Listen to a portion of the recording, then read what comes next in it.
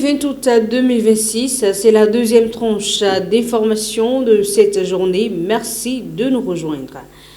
Nous commencerons en Afrique centrale avec l'éboulement meurtrier survenu dans une mine d'or à la frontière entre la Centrafrique et le Cameroun.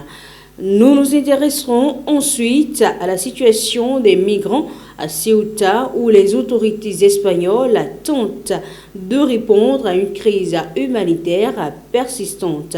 Enfin, nous terminerons en Asie avec la nouvelle montée des tensions entre l'Inde et le Pakistan autour de la question sensible du Cachemire. Merci de rester suivre le développement. Je le disais tantôt, le drame survenu à Zamboi, à la frontière entre la République centrafricaine et le Cameroun, continue de susciter une vive émotion. Au moins 49 personnes ont péri dans l'effondrement du mine d'or, selon le gouvernement centrafricain. Le bilan reste toutefois contesté par des témoins et des proches des victimes qui évoquent jusqu'à une centaine de morts. Après s'être rendu sur les lieux, le ministre centrafricain des Mines, Rufin Benambeltougou, a expliqué que la catastrophe s'était produite dans une galerie à ciel ouvert située à proximité de la rivière Cadès qui marque la frontière entre les deux pays. Selon le ministre, les fortes pluies qui avaient duré près de 3 jours avaient rendu le sol particulièrement instable. Les autorités auraient demandé aux exploitants de quitter la zone dangereuse, mais certains auraient continué à creuser. Le terrain a finalement cédé, ensevelissant plusieurs personnes. Face à cette tragédie, le gouvernement centrafricain a décidé de fermer provisoirement le site minier. A notifié que des blessés sont toujours pris en charge des deux côtés de la frontière. Après ce drame qui met en évidence les dangers liés à l'exploitation minière clandestine, intéressons-nous à une autre crise humanitaire, cette fois-ci en Afrique du Nord, où des milliers de migrants se retrouvent toujours sans solution d'hébergement. Près de 3 semaines après l'arrivée massive de migrants à Ceuta, la situation humanitaire reste préoccupante dans cette enclave espagnole située en Afrique du Nord. Plus de 70 000 personnes avaient afflué depuis le Maroc à la fin du mois de juillet. Si la grande majorité est depuis retournée au Maroc, environ 7 000 migrants seraient toujours présents sur place.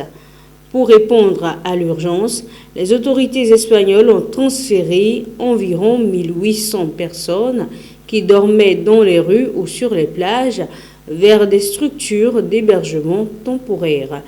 Les migrants subsahariens ont notamment été orientés vers un complexe militaire, tandis que les Marocains ont été installés dans un espace surveillé par la police.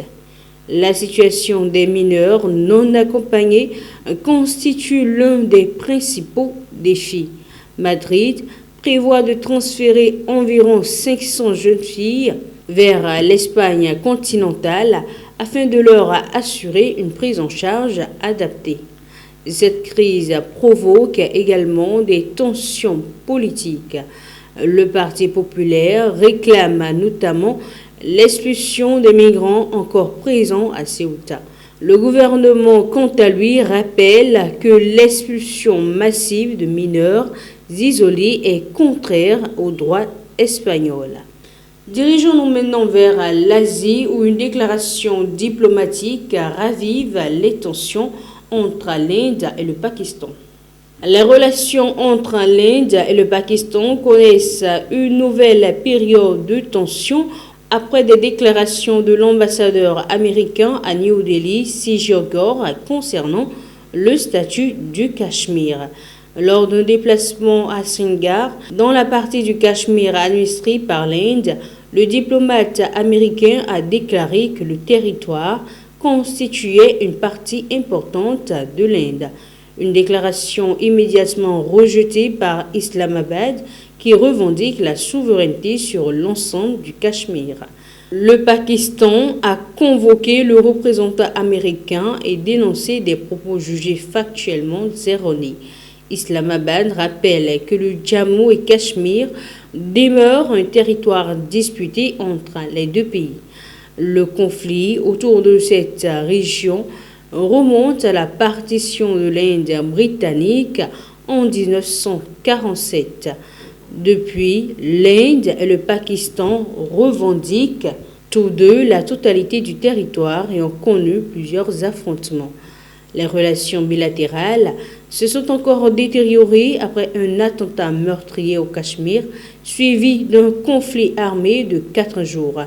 Plus récemment, l'Inde a également pris des mesures contre certains dispositifs diplomatiques pakistanais à New Delhi, illustrant la persistance des tensions entre les deux voisins.